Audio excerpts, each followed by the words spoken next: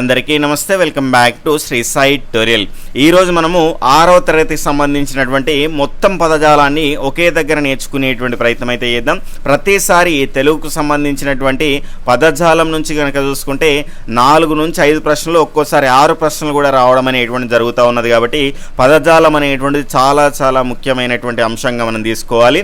ఇక్కడ ఒక్కోసారి ఒకే text book నుంచి పదజాలానికి సంబంధించినటువంటి ప్రశ్నలు ఇవ్వడం అనేటువంటి జరుగుతున్నది. కాబట్టి ఖచ్చితంగా అవి ఒకేసారి చదివితే గుర్తుండవు. కాబట్టి రెగ్యులర్గా ఇంకా చదవని వాళ్ళు ఎవరైనా ఉంటే రోజు చదివేటువంటి ప్రయత్నం అనేటువంటిది అయితే చేయండి.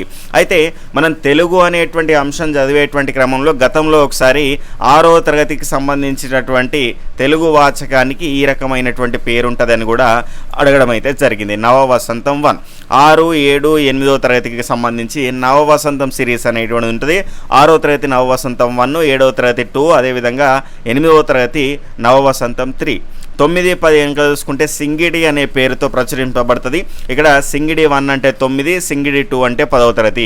1 నుంచి 5 వరకు జాబిలి అనేటువంటి పేరుతో సిరీస్ అనేటువంటిది రావడం అనేటువంటి జరుగుతుంది. కాబట్టి ఈ నేమ్స్ కూడా గతంలో ఈవీఎస్ కానీ ఇంగ్లీష్ కానీ వాటి టైటిల్ పేజెస్ అనేటువంటివి కూడా అడగడం అనేటువంటి జరిగింది. కాబట్టి ఇలా అన్నింటిపైన ఫోకస్ చేయండి. రీసెంట్గా మనకు పోయినసారి టెట్లో ఈవీఎస్కి సంబంధించి మనకు థీమ్స్ అనేటువంటివి ఉంటాయి, వెనకాల ఉంటే మీకు క్లియర్గా కనిపిస్తాయి. ఆ ఈవీఎస్ బుక్ అనేటువంటిది ఓపెన్ చేస్తే వాటిపైన కూడా ప్రశ్న అనేటువంటిది అడగడం జరిగింది. కాబట్టి నేర్చుకునే ప్రతి అంశాన్ని చాలా క్లియర్గా మనం నేర్చుకోవాల్సినటువంటి అవసరం అనేటువంటిది అయితే ఉంటుంది.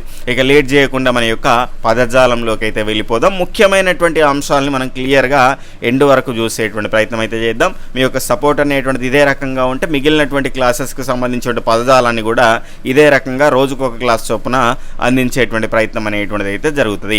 ఇక లేట్ చేయకుండా మన యొక్క అంశంలోకి అయితే వెళ్ళిపోదాం. వీడియో ఉపయోగపడ్డది అనిపిస్తే లైక్ చేసి మీ యొక్క ఫ్రెండ్స్కి షేర్ చేయండి.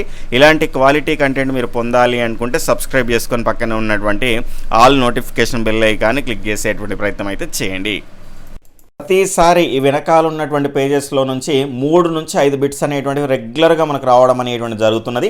రోజుకొక క్లాస్ చొప్పున ప్రతి అంశాన్ని, ఇప్పుడు 6వ తరగతికి సంబంధించిన పదాలు, అర్థాలు, అవి కూడా ముఖ్యమైనటువంటివి మనకి ఎగ్జామ్లో రావడానికి అవకాశం ఉన్నటువంటి వాటిని మీకు ఫాస్ట్గా రివిజన్ చేసుకునే విధంగా మీకు ఈ వీడియో అనేటువంటిది అందించే ప్రయత్నం అయితే చేస్తున్నాను. కాబట్టి చూస్తున్న ప్రతి ఒక్కరు కూడా తప్పకుండా లైక్ చేసి మీ యొక్క ఫ్రెండ్స్కి కూడా షేర్ చేసేటువంటి ప్రయత్నం అనేటువంటిది అయితే చేయండి.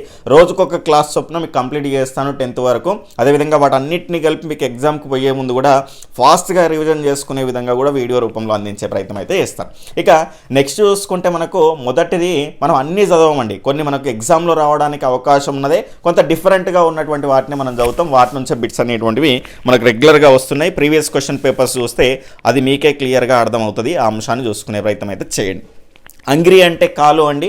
అంజనము అంటే కాటుక ఎక్కడో ఉన్నటువంటి వస్తువులను కాటుక లేదంటే ఎక్కడో ఉన్నటువంటి వస్తువును కళ్ళ ముందు చూపే విద్యను ఏమంటారు సార్ అంటే అంజనము అనేటువంటి పేరుతోనైతే పిలవడం అయితే జరుగుతుంది. దాని తర్వాత ఇక్కడ చూసుకుంటే అడలుకోను అంటే భయపడ అనుకుంటాం, కానీ ఇక్కడ చూసుకుంటే ఏడ్చు అనేటువంటిది ఇవ్వడం అయితే క్లియర్గా జరిగింది. కాబట్టి క్లియర్గా మనం చూసుకునేటువంటి ప్రయత్నం అయితే చేయాలి. ఇది 6వ తరగతికి సంబంధించి. అనగా అంటే పాపము లేనివాడా. ఇక్కడ అనుజుడు అంటే తమ్ముడు, అదేవిధంగా అవరజుడు అన్నా కూడా తమ్ముని అర్థంలోనే మనం దీన్ని యూజ్ చేస్తాం. క్లియర్గా చూసుకోండి.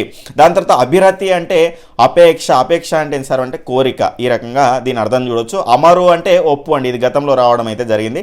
ఈ రకంగా హైలైట్ చేసిన నేను గీతలు పెట్టిన దాని నుంచి ఒక్క బిట్టు కూడా మిస్ కాలేదు. ఇవన్నీ కూడా మీరు చదువుకుంటే కనుక ఇక్కడ క్లియర్గా చూసుకోవచ్చు. ఇక్కడ అలయించు అంటే బాధ పెట్టు లేదా కష్టపెట్టు అనేటువంటి అర్థంలో వాడతాం. దాని తర్వాత అవరజుడు అంటే మనం చూసినాం తమ్ముడు. దాని తర్వాత నెక్స్ట్ చూసుకుంటే ఆమడ అంటేనేమో 8 మైళ్ళ దూరాన్ని మనం ఆమడ అంటాము. దాని తర్వాత ఇంగితజ్ఞులు అంటే ఇతరుల అభిప్రాయాలు తెలుసుకోగలిగిన వారిని ఏమంటారు సార్ అంటే ఇంగితజ్ఞులు. ఇడక అంటే ఇవ్వకుండా. ఇవి కొత్తగా ఉన్నాయి కాబట్టి వీటి నుంచి మనకు ప్రశ్న రావడానికి అవకాశం అనేటువంటిది ఉంది. ఆ రకంగా స్టార్ మార్క్ పెట్టి కూడా మీకు ఇవ్వడం అయితే జరిగింది. ఇవన్నీ మన యాప్లో ఉన్నాయి, ఫ్రీగా మీరు యూజ్ చేసుకోవచ్చు. ఇక్కడ అడలుకొని అంటే ఏడ్చి, ఇడక అంటే ఇవ్వకుండా. అంటే మరి ఇవి ఎట్లా గుర్తుండాలి సార్ మనకు అంటే రోజు చదవాలండి. మనకు ఏదో ఒక కంటెంట్ మనం ఎక్కువసేపు చదువుతాం కదా, బోర్ కొడుతుంది ఖచ్చితంగా. అప్పుడు ఏం చేయాలంటే వీటిని రెగ్యులర్ ఒకసారి ఫాస్ట్గా మీరు చదువుతూ ఉంటే గుర్తుంటాయి.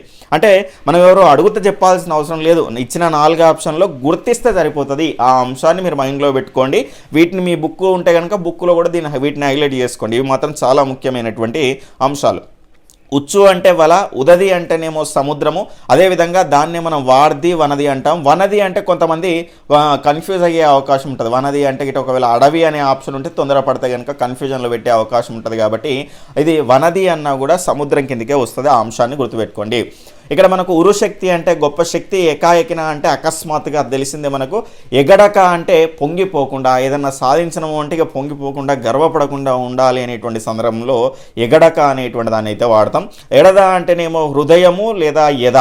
ఎలమి అంటే సంతోషం, చాలా చాలా చాలా ముఖ్యమైనటువంటి పదం అండి సంతోషము. దీన్నే కనుక చూసుకుంటే మనకు మోదము, ముదము అని కూడా అంటాం. ఈ 7th 8th క్లాసులో మనకి కవర్ కావడం అయితే జరుగుతుంది. నెక్స్ట్ ఏరు అన్నది కూడా ఇక్కడ మనకు పెద్దవాగు. ఏరు అంటే చిన్న నది లాంటిది అనేటువంటిది, ఇక్కడ పెద్దవాగు అనేటువంటిది అర్థంలో వాడతాము. నది లాంటిది అనేటువంటిది కూడా క్లియర్గా ఇక్కడ మెన్షన్ చేయడం జరిగింది. చూసుకునే ప్రయత్నం అయితే చేయండి. ఒప్పు అంటే ప్రకాశించు, ఇది కూడా గతంలో రావడం అయితే జరిగింది. ఇక్కడ ఒప్పు అంటే నార్మల్గా జనరల్గా మనం తప్పు ఒప్పు ఆ రకంగా అర్థం చేసుకుంటాం. కానీ ఇక్కడ క్లియర్గా చూడండి ఆ అర్థం అనేటువంటిది ఏ రకంగా వస్తుంది. ప్రకాశించు, వెలుగు అనేటువంటి అర్థంలో ఈ ఒప్పు అనేటువంటి దాన్ని ఉపయోగిస్తారు. దాని తర్వాత కంచ మనకు తెలిసిందే. కందుకము అంటే బంతి అండి. కందుకము అంటే రంధ్రము అనుకుంటారు, కానీ ఇక్కడ బంతి ఆ రకంగా చూసుకోండి. కందకము అంటే ఆ రకంగా రంధ్రం అనేటువంటిది అయితే వస్తుంది. నెక్స్ట్ చూసుకుంటే కర్కోటకుడు. కర్కోటకుడు ఇది కూడా చాలా చాలా ముఖ్యమైనటువంటి అంశం అండి. కఠినమైన వాడు, లేదంటే కర్కోటకుడు అనేటువంటి పేరు కలిగినటువంటి సర్పము అనేటువంటి దానికి ఈ రకంగా అర్థంగా మనం యూజ్ చేయడం అయితే జరుగుతుంది. క్లియర్గా చూసుకోండి. దాని తర్వాత కర్మలు అంటే మనం చేసేటువంటి పనులనే కర్మలు అంటారు. దాని తర్వాత కలిత అంటే ఇక్కడ మనకు పొందబడిన అనేటువంటి అంశాన్ని అయితే మనం ఇక్కడ క్లియర్గా చూడవచ్చు. కీర్తి అనేటువంటిది మనకు తెలిసిందే. కుంచము అంటే 4 మానికల కొలమానము. ఇక్కడ మానికకు 4 సోలలు దాదాపు 7.5 కిలోలకు సమానం. ఎట్లయినా కూడా ప్రశ్న అడగవచ్చు. ఇక్కడ నుంచి జతపరచుము అనేటువంటిది కూడా ఇవ్వడానికి అవకాశం అనేటువంటిది ఉన్నది. కాబట్టి క్లియర్గా ఒకసారి చూసుకునే ప్రయత్నం అయితే చేయండి. కుంచం అంటే 4 మానికల కొలమానము. మానికకు ఎన్ని సోలలు సార్ అంటే 4 సోలలు. మళ్ళీ దాదాపు ఎన్ని కిలోలకు సమానం అంటే 7.5 కిలోలకు సమానంగా ఉంటుంది. క్లియర్గా ఒకసారి చూసుకునే ప్రయత్నం అయితే చేయండి.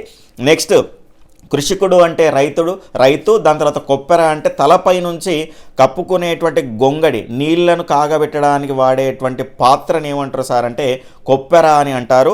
ఈ అంశాన్ని గుర్తుపెట్టుకోండి. కొలువు అంటే ఉద్యోగము లేదా ఆస్థానం, అది మనకు తెలిసిందే. నెక్స్ట్ చూసుకుంటే మనకు ఖేదము అనేటువంటిది కూడా గతంలో చాలాసార్లు వచ్చినటువంటి అర్థం అండి. ఇక్కడ దుఃఖము, ఏడుపు, బాధ అనేటువంటి అర్థంలో దీన్ని ఏం చూస్తామంటే మనము ఖేదము అనేటువంటి దాన్ని అయితే పిలవడం అయితే జరుగుతుంది. గడియ అంటే చాలామంది ఒక నిమిషము లేదంటే సెకండ్ ఆ రకంగా అనుకుంటారు, కానీ గడియ అంటే ఏంటి సార్ అంటే 24 నిమిషాల కాలము. 24 నిమిషాల కాలాన్ని ఏమంటారు సార్ అంటే గడియ అంటాం. చాలా ఇంపార్టెంట్. ఆమడ ఉన్నది. దాని తర్వాత ఇక్కడ ఇంతకుముందే మనకు వచ్చినటువంటి కుంచము, ఇవన్నీ కూడా కొలతలకు సంబంధించి కూడా ఇందులో ఉన్నాయి. కాబట్టి క్లియర్గా మనం నేర్చుకోవాల్సినటువంటి అవసరం అనేటువంటిది అయితే ఉంటుంది. నెక్స్ట్ ఇక్కడ గోపురం అని తెలిసిందే మనకు. జ్ఞానము అంటే జ్ఞానము లేదా బుద్ధి అనేటువంటి ఆహారంలో మనం ఉపయోగిస్తాము. గాసము అంటే ఆహారము, గడ్డి. ఇవి అందరికీ కూడా తెలిసినటువంటి అంశాలే. ఇక నెక్స్ట్ చూసుకుంటే చందనము తెలిసిందే. చంద్రహాసము అనేటువంటిది కూడా ఇంపార్టెంట్ అండి. ఇది ఒక కత్తి అండి, అంటే ఒక ప్రత్యేకమైనటువంటి ఖడ్గముగా మనము చంద్రహాసాన్ని అయితే చూస్తాము. ఇక్కడ నెక్స్ట్ చూసుకుంటే మనకు ఛత్రపతి, రాజలాంఛనంగా గొడుగును ధరించిన వాడు రాజును ఏమంటారు అంటే ఛత్రపతి అంటారు. చిత్తము అంటే మనసు అండి. దాని తర్వాత చూడుకులు అంటే చూపులు. దాని తర్వాత జమాబందీ అంటే భూమి శిస్తుకు సంబంధించినటువంటి లెక్కల వివరాలు చూసేటువంటి వారిని ఏమంటారు అంటే జమాబందీ. అంటే మిగిలినవి కూడా ఒకసారి ఇప్పుడు నేను హైలైట్ చేసి చెప్పినవి కాకుండా మిగిలినవి కూడా ఒకసారి చూసుకోండి. ఎందుకంటే మనకు అవి ఈజీగానే ఉంటాయి, అవి నార్మల్గా మనం వచ్చినా కూడా చేయగలుగుతాం. కాబట్టి ఆ ఎగ్జామినర్ కూడా కొంత కష్టంగా ఉన్నటువంటి వాటి నుంచి మనకి ఇవ్వడానికి అవకాశం ఉంటుంది. కాబట్టి ఆ అంశాన్ని గుర్తుపెట్టుకోండి. నెక్స్ట్ ఇక్కడ చూసుకుంటే జర్ర అంటే కొంచెము లేదా కొద్దిగా అనేటువంటి అంశం, ఇది అందరికీ తెలిసిందే. తడయక అంటేనేమో ఆలస్యం చేయక, తనర్చు అంటేనేమో ప్రకాశించు. దీనిపైన కూడా ప్రశ్న అనేటువంటిది రావడం అయితే జరిగింది టెట్ 2024లో. దాని తర్వాత తప్తము అంటే కాలిన, తరి అంటే సమయం. ఈ ఏరియా నుంచి అంటే ఇక్కడ వస్తే ఎట్లుంటున్నాయి సార్ అంటే 6th క్లాస్ చేసుకున్నారు అనుకోండి బుక్, అది పేపర్ 1 అయినా పేపర్ 2 అయినా. ఇప్పుడు ఈ దగ్గరనే ఈ ప్రాంతంలోనే అర్థము, పర్యాయ పదం, నానార్థం. అంటే ఒక్కోసారి ఒక్కో క్లాస్ నుంచి కూడా 3-4 మార్కులు అనేటువంటివి రావడానికి అవకాశం ఉన్నది. వీటి నుంచి రెగ్యులర్గా వస్తున్నాయి కాబట్టి మనం చూసుకోవాల్సినటువంటి అవసరం అయితే ఉంటుంది. తాపడము అంటే అతికించడము. దాని తర్వాత తెరుంగులు అంటే విధాలు, తృణము అంటే గడ్డి. దాని తర్వాత కనుక చూసుకుంటే మోదము అంటే సంతోషము, లేదా దీన్నే ముదము అని కూడా అంటాం, ఇంతకుముందే మనం చూడడం జరిగింది. అదేవిధంగా ఇక్కడ అరవజుడు అన్న, దాని తర్వాత అనుజుడు అన్న, దాని తర్వాత యవీయసుడు అన్నా కూడా తమ్ముడే అవుతాడు, క్లియర్గా చూసుకోండి. ఆత్మజుడు అన్నా కూడా తమ్ముడే. యుగ్మము అంటే జంట, పాద యుగ్మము అంటే రెండు పదాలు జంటగా వచ్చినటువంటి దాన్ని అంటాం కదా, ఆ రకంగా. రిపులు అనేటువంటిది కూడా వచ్చిందండి, శత్రువులు అనేటువంటి అర్థం. వడ అంటే వేడి, వేసవి గాలికి సంబంధించినటువంటి తీవ్ర తాపము ఉంటే దాన్ని వడ అంటాము. వడి అంటేనేమో వేగము, వరిపిడి అంటే వరి పొట్టు, దాని తర్వాత వార్ది అంటే సముద్రము, వనది అనేటువంటిది కూడా మనం పేరుతో పిలుస్తాము. దాని తర్వాత కనుక చూసుకుంటే మనకు నెక్స్ట్ ఇక్కడ చూసుకుంటే విభూతి అంటే ఐశ్వర్యము, బూడిద. విరించి అంటే బ్రహ్మ, దీని నుంచి కూడా ప్రశ్న అనేటువంటిది రావడం అయితే జరిగింది. ఇక్కడ పుష్పము అనేటువంటి దానిలో కూడా కొంత కన్ఫ్యూజ్ అవుతారు కాబట్టి క్లియర్గా ఒకసారి చూడండి. ఇక్కడ విరించి అంటే బ్రహ్మ. నెక్స్ట్ చూసుకుంటే విస్మయము అంటే ఆశ్చర్యము, వెతలు అంటే బాధలు, కష్టాలు.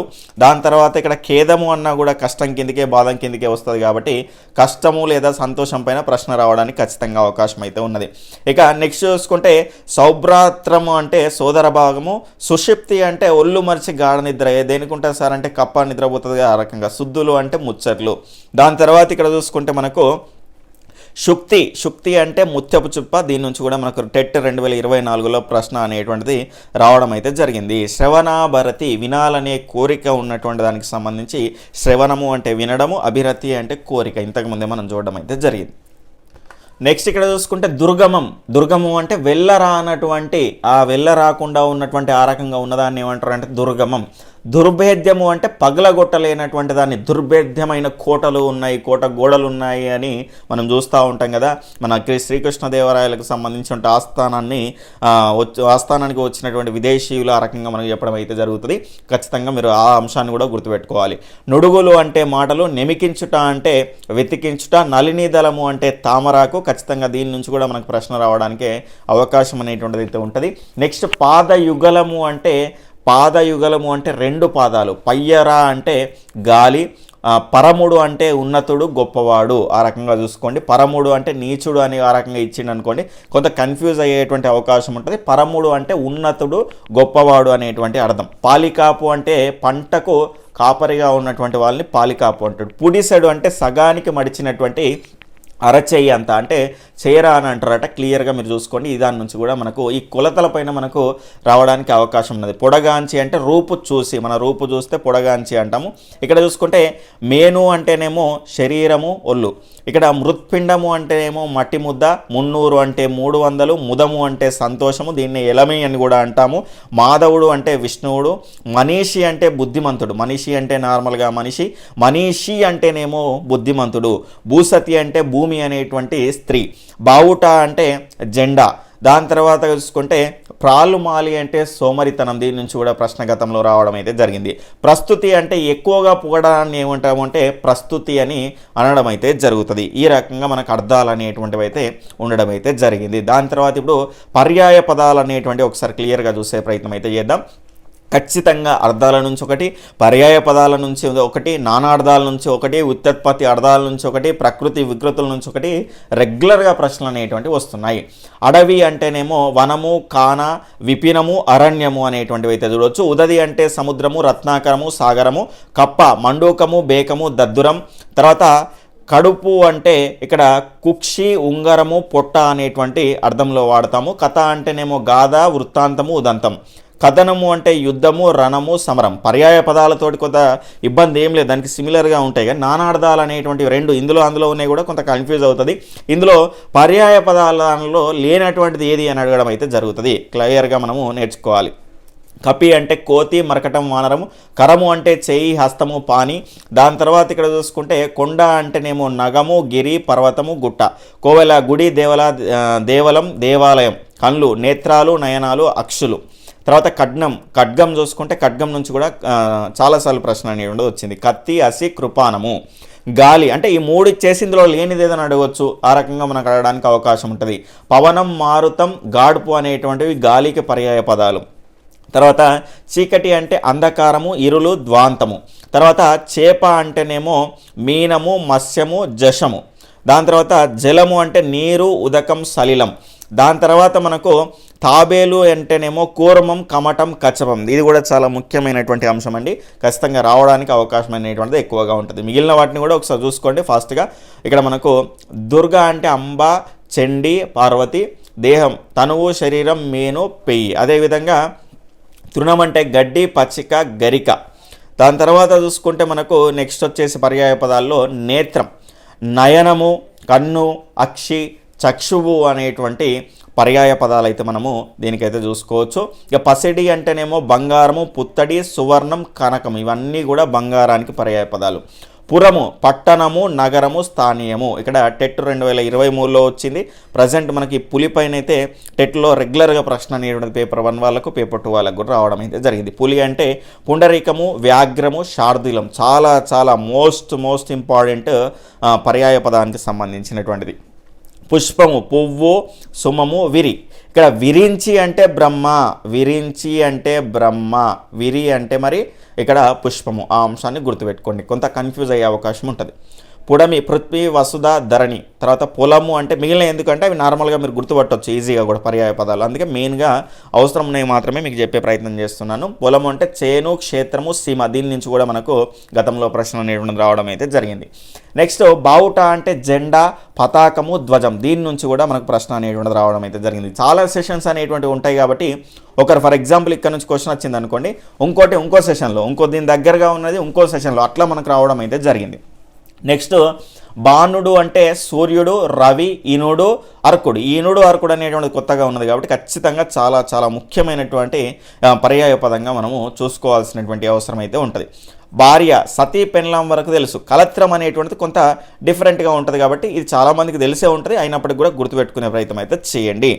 నెక్స్ట్ ఇక్కడ చూసుకుంటే మేఘము అంటే మొగులు, జీమూతము, వారిదం. ఇక్కడ వారిదము అంటే కొంత సముద్రము అనేటువంటి అర్థంలో కూడా, లేదంటే బ్రిడ్జ్ అంటే వారధి లాగా కూడా కొంతమంది కన్ఫ్యూజ్ అయ్యే అవకాశం ఉంటుంది కాబట్టి అది మేఘానికి పర్యాయ పదంగా మనం వాడతాం కాబట్టి క్లియర్గా చూసుకునే ప్రయత్నం అయితే చేయండి. వనది అంటేనేమో వార్ది, సముద్రము, అంబుది, మున్నీరు అన్నా కూడా ఇక్కడ సముద్రం కిందికి మనం వాడతాం కాబట్టి చూసుకోండి. వారధి వంతెన, సేతువు, కట్ట. ఇది అందరికీ తెలిసిందే. వంశము, ఇక్కడ ఈ వంశానికి సంబంధించి నానార్థం ఉంటుంది, రకరకాలుగా ఉంటుంది, పిల్లి ఆ రకంగా వస్తాయి. క్లియర్గా చూద్దాం. సంతతి, గోత్రము, కులం. ఇవన్నీ కూడా పర్యాయ పదాలు. ఒకటి ఇచ్చేసి ఈ నానార్థాల్లో లేనిది లేదంటే పర్యాయ పదాల్లో లేనిది ఏదని అడుగుతారు. క్లియర్గా మనం గుర్తుపట్టాల్సిన అవసరం అయితే ఉంటుంది. తర్వాత ఇక్కడ చూసుకుంటే మనకు సింహము అంటే కేసరి, మృగరాజు, పంచాస్యం అండి. అంటే వీటి నుంచి మనకు ఈ పులి నుంచి ఈ సింహం నుంచి మనకు అడగడానికి ఎక్కువ అవకాశం అనేటువంటిది ఉంటుంది. క్లియర్గా గుర్తుపెట్టుకోండి. హర్షము అంటే సంతోషము, ముదము, సంబురము, ఎలమి అని కూడా అంటాం. క్లియర్గా మనం గుర్తుపెట్టుకోవాలి. దాని తర్వాత కనుక చూసుకుంటే ఇక నానార్థాలు అనేటువంటివి అయితే చూద్దాం. ఇవన్నీ మనం చూడడం అయితే జరిగింది. నెక్స్ట్ ఒకసారి నానార్థాలు అనేటువంటివి చూద్దాం. అవ్వ అంటేనేమో తల్లి, అమ్మమ్మ, నాయనమ్మ. ఆశ అంటే కోరిక, దిక్కు. ఉత్తరము అంటే లేక, ఒక దిక్కు. కథ అంటే కథ, గౌరీ. దాని తర్వాత కరము అంటే చెయ్యి, తొండము, కప్పము, కిరణము. కపి అంటే వానరము, సూర్యుడు, ఏనుగు, విష్ణువు. కర్కోటకము అంటే నాగుపాము, మారేడు, విషభేదం. కాలము అంటే సమయము, నలుపు, చావు. ఈ రకమైనటువంటి ఇది కూడా చాలాసార్లు అయితే ప్రశ్న అనేటువంటిది గత టెట్లలో రావడం అయితే జరిగింది. కాపు అంటే కాయలు కాయడము, రైతు, రక్షణ. ఈ రకంగా అంటే రకరకాలుగా నానా అర్థాలు అనేటువంటివి అయితే ఉంటాయి ఒక అంశానికి సంబంధించి. కారు అంటే ఇక్కడ కాలము, నలుపు అనేటువంటి అర్థంలో ఉపయోగిస్తాం. కీడు అంటే ఇది కూడా దీనిపైన కూడా గత ప్రశ్న అనేటువంటిది రావడం అయితే జరిగింది. ఈ రకంగా క్లియర్గా చూడండి మీరు, ఇవన్నీ కూడా స్టార్ మార్కులు అనేటువంటివి పెట్టి ఉంచాను. కీడు, అపకారము, ఆపద, అశుభము. కులము ఇది కూడా చాలా ముఖ్యమైనటువంటిది. ఇంతకుముందు మనం చూసినాం కదా, అక్కడ వంశము, తెగ, శరీరము, ఇల్లు, ఊరు. ఈ రకమైనటువంటివి అయితే కులానికి సంబంధించి అయితే ఉంటాయి. నెక్స్ట్ కొలువు, ఉద్యోగము, ఆస్థానము, సేవ. ఈ రకమైనటువంటివి అంటే కొంత పర్యాయ పదాలకు నానార్థాలకు దగ్గరి సంబంధం ఉన్నట్టు అనిపిస్తుంది, కానీ చాలా డిఫరెన్స్ అనేటువంటిది అయితే ఉంటుంది. కొలువు ఇక్కడ అనేటువంటి చూసినాం. గుణము అంటే స్వభావము, అల్లెత్రాడు అనే నానార్థాలు. గోవు, ఆవు, కన్ను, బాణము, సరస్వతి, భూమి. తర్వాత చిత్రము అంటే చిత్తరువు, బొట్టు, ఆశ్చర్యము. వీటి నుంచి కూడా గతంలో ప్రశ్న అనేటువంటిది రావడం అయితే జరిగింది. ఇక నెక్స్ట్ ధర అంటే భూమి వెల. దహనము అంటే కాల్చుట, జీడి. దిక్కు అంటే దిశ, శరణము, దారి. దాని తర్వాత నిజము అంటే సత్యము, విధము. నెగ్గు అంటే ఉత్కృష్ట కాంతి, కిరణము, సారము. ఇక్కడ పాలు అంటే క్షీరము ఒక భాగము అనేటువంటిది. పాలు అంటే పాలు మనం క్షీరంగా చూసుకుంటాం అంటే పాలు మనం తాగే పాలు, నా పాలు నాకు ఇయ్యి అంటే ఒక భాగం నాకు ఇయ్యి అన్నట్టు మనం అడుగుతాం కదా. అట్లా ఆ రకంగా రకరకాల అర్థాలలో ఒక పదాన్ని అనేటువంటిది ఉపయోగిస్తారు కాబట్టి ఆ నానార్థాలన్నీ కూడా మనకి ఇక్కడ ఇవ్వడం అయితే జరిగింది. ప్రాణము అంటే ఉసురు, గాలి, బలిమి. మతము అంటే అభిప్రాయము, సమ్మతి, శాస్త్రం. దీనిపైన కూడా ప్రశ్న అనేటువంటిది గతంలో వచ్చింది, క్లియర్గా చూసుకోండి. రాజు అంటే చంద్రుడు, భూపాలుడు. దీనిపైన కూడా ప్రశ్న వచ్చింది. రీతి, విధము, మేర, ఇత్తడి. వర్ణము, దీనిపైన కూడా గతంలో ప్రశ్న వచ్చింది. అక్షరము, రంగు, ఆకారము, జాతి. వర్షము, సంవత్సరము, వాన, మబ్బు. సాధువు, సజ్జనుడు, ముని. సిరి, సంపద, లక్ష్మీదేవత. సీమ, దేశము, వరిమడి, గుర్తు. హంస, శ్రేష్టము, ఒక పక్షి, పరమాత్మ. మిగిలిన క్లాసుల్లో అంచ, తెల్లగుర్రము, మాత్సర్యము అనేటువంటిది కూడా ఉంటుంది. క్లియర్గా గుర్తుపెట్టుకునేటువంటి ప్రయత్నం అయితే చేయండి. ఈ అంశకు కూడా పర్యాయ పదాలు ఇచ్చున్నారు, దాని తర్వాత నానార్థాలు కూడా ఇవ్వడం అయితే జరిగింది కాబట్టి క్లియర్గా మనం చూసుకోవాలి. దాని తర్వాత మనకు సంబంధించినటువంటి తెలంగాణ పదాలు, అదేవిధంగా ప్రకృతి వికృతులను కూడా ఒకసారి చూద్దాం. ప్రకృతి వికృతులు ఇవి 6వ తరగతిలో ఉన్నాయి. హఠవి, తర్వాత అడవి, దాని తర్వాత అంబ, అమ్మ, దాని తర్వాత ఆహారము, ఓగిరము. దాని తర్వాత ఇక్కడ చూసుకుంటే కథ అంటాం. దాని తర్వాత కార్యము, కర్జము, కీర్తి, కీర్తి. కుండము, కుండ. అంటే ఇక్కడ జాగ్రత్తగా మీరు గమనించండి, ప్రకృతి వికృతులు అనేటువంటి మనకి ఇక్కడ క్లియర్గా ఇవ్వడం అయితే జరిగింది. వీటి నుంచి కూడా రెగ్యులర్గా ప్రశ్నలు అనేటువంటివి అయితే వస్తున్నాయి. కుండము అంటే కుండ, కులము అంటే కులము, గర్వము అంటే గర్వము, గుణము అంటే గుణము. దాని తర్వాత మన గ్రాసము అంటే గాసము, చంద్రుడు అంటే చంద్రుడు, చిత్రం అంటే చిత్తరువు, త్యాగము అంటే త్యాగము, ధర్మం అంటే దమ్మము, దూరం అంటే దవ్వు, దీపం అంటే దివ్య, దిశ అంటే దిశ, నిజము అంటే నిక్కము, నిద్ర అంటే నిద్ర, నిమిషం అంటే నిమిషము, పశువు అంటే పశువు, దీన్నే పసరమని కూడా అనొచ్చు. దాని తర్వాత అంటే ఇది ప్రకృతి వికృతికి సంబంధించి. పత్తనము, పట్నము, పూర్ణిమ, పున్నమి లేదా పున్నమ అనే రకంగా మనకు ఉంటుంది. దాని తర్వాత ఇక్కడ చూసుకుంటే పృథ్వీ అంటే పుడమి, పర్వము అంటే పబ్బము, ప్రతిజ్ఞ అంటే ప్రతిన, ప్రయాణము అంటే పయనము, ప్రాణము పానము, భక్తి బత్తి, భాష బాస, భోజనము బోనము, బృంగారము బంగారము. చాలా ముఖ్యమైనటువంటి అంశము ఇది. చాలామంది ఏమనుకుంటారు అంటే ప్రకృతి అనుకుంటారు, కానీ ఇది ప్రకృతి, ఇది వికృతి. క్లియర్గా చూసుకోండి. నెక్స్ట్ మాన్యము, మన్యము, మేఘము, మొగులు, ముఖము, మొగము, మౌక్తికము, ముత్యము అనేటువంటి అర్థం. ఇది కూడా ముఖ్యమైనది. రాత్రి, రేత్రి. దాని తర్వాత రాజు, రాయడు, విద్య, శక్తి, సత్వ. స్త్రీ అంటే సిరి, సముద్రం అంటే సంద్రము, సహాయము అంటే సాయము, సింహము, సింగం, సంతోషం, సంతసం, స్నానము, తానము, స్వామి, సామి. అంటే అన్నిటికీ రిలేటెడ్గా ఉన్నటువంటివి కన్ఫ్యూజ్ అయ్యే విధంగా మనకైతే ఇవ్వడం అనేటువంటిది జరుగుతుంది కాబట్టి క్లియర్గా మనం చూసుకోవాల్సినటువంటి అవసరం అయితే ఉంటుంది. దాని తర్వాత చూసుకుంటే మనకు వెనకాలన్నటువంటి విశేష అంశాలు కూడా ఒకసారి చూసేటువంటి ప్రయత్నం అయితే చేద్దాం. అర్థాలు చూసినాం, పర్యాయ పదాలు చూసినాం, నానార్థాలు చూసినాం. క్లియర్గా మిగిలినటువంటివి కూడా చూసే ప్రయత్నం అయితే చేద్దాం. ఇక్కడ నలుడు అంటే విశ్వకర్మ అంశతో పుట్టినటువంటి వానరుడు. ఇతడు వానరసేన లంకకు పోవడానికి సముద్రానికి సేతు అనేటువంటిది కట్టడం అయితే జరిగింది. ఇక గండబేరుండ పక్షి అంటే 2 తలలు కలిగినటువంటి పక్షి, ఏనుగులను కూడా దన్నుకుపోయేటువంటి శక్తి అనేటువంటిది గండబేరుండ పక్షికి అయితే ఉంటుంది. జానపద సాహిత్యం, జానపదము అంటే కనుక చూసుకుంటే జనపదము అంటే ఒక గ్రామం, జనపదాల్లో నివసించే వారిని జానపదులు అంటారు. ఈ జానపద సాహిత్యం అనేటువంటిది ఎప్పుడు ఎక్కడ ఎట్లా పుట్టిందో చెప్పడం అనేటువంటిది కష్టం, ఎందుకంటే జనంలో నుంచి వచ్చినటువంటిది కాబట్టి. జానపద సాహిత్యం మౌఖికంగా ప్రసారం అవుతూ ఉంటుంది.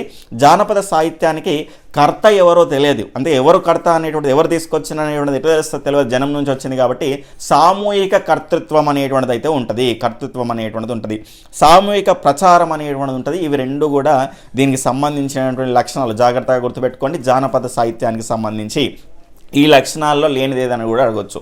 జానపద సాహిత్యం అధ్యయనం చేయడం వల్ల ప్రజల యొక్క ఆచార వ్యవహారాలు, సంస్కృతి, సంప్రదాయాలు తెలుసుకోవడానికి అవకాశం అయితే మనకు ఉంటుంది. జినవల్లభుని శాసనం, వేములవాడ చాళుక్య రాజు అయినటువంటి 2వ అరికేసరి ఆస్థాన కవి పంపని తమ్ముడెవరు సార్ అంటే జినవల్లుడు. ఈయన క్రీస్తు శకము 940లో ఇక్కడ కుర్క్యాల శాసనం అనేటువంటిది వేయించాడు. ఇది తెలంగాణలో తొలి పద్య శాసనం. తెలంగాణలో తొలి పద్య శాసనం ఏది సార్ అంటే కుర్క్యాల శాసనం. ఇది ఎవరు వేసిన సార్ అంటే జినవల్లభుడు వేసినటువంటి శాసనంగా మనము పిలుచుకోవడం అనేటువంటిది అయితే జరుగుతుంది. దీనిలో 3 కంద పద్యాలు ఉన్నాయంట. 3 కంద పద్యాలు. కుర్క్యాల శాసనాన్ని జినవల్లభుని శాసనం అని కూడా అంటారు. కుర్క్యాల గ్రామం కరీంనగర్ జిల్లాలోని గంగాధర మండలంలో ఉన్నది అనేటువంటి అంశం క్లియర్గా చూసుకోండి.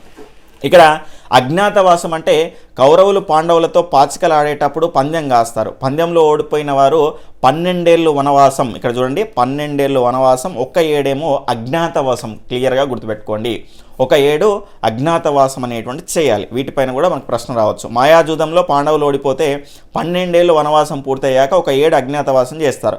అజ్ఞాతవాసంలో ఎవరూ పాండవుల్ని గుర్తుపట్టొద్దు. అట్లా గుర్తుపడితే కనుక తిరిగి మళ్ళీ 12 ఏళ్ళు వనవాసం చేయాలి, 1 సంవత్సరం అజ్ఞాతవాసం చేయాలి. మరి పాండవులు ఈ రకంగా చేసేటువంటి సందర్భంలో విరాట రాజ్యంలో అజ్ఞాతవాసం అనేటువంటి చేసిండ్రు. ఎక్కడ చేసిండ్రు కూడా అడగవచ్చు. కన్నమ్మ కష్టాలు అంటే ఇది జాత్యం కింద వాడతాం మనం. కష్టాల మీద కష్టాలు పెట్టడం, రంపాన పెట్టడం అనేటువంటిది పాత సినిమాలలో అత్తల్ని చూస్తాం కదా, ఆ రకమైనటువంటి జాతీయంలో దీన్ని అయితే మనం ఉపయోగిస్తాము.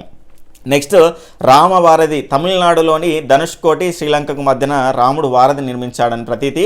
అమెరికాలోని నాసా అంతరిక్ష సంస్థకు సంబంధించి ఉపగ్రహం అనేటువంటి దాని ద్వారా ఛాయాచిత్రాన్ని తీసింది. ఈ ఛాయాచిత్రంలో సముద్రంలో కట్టబడినటువంటి సేతు అనేటువంటి స్పష్టంగా కనిపిస్తున్నదట.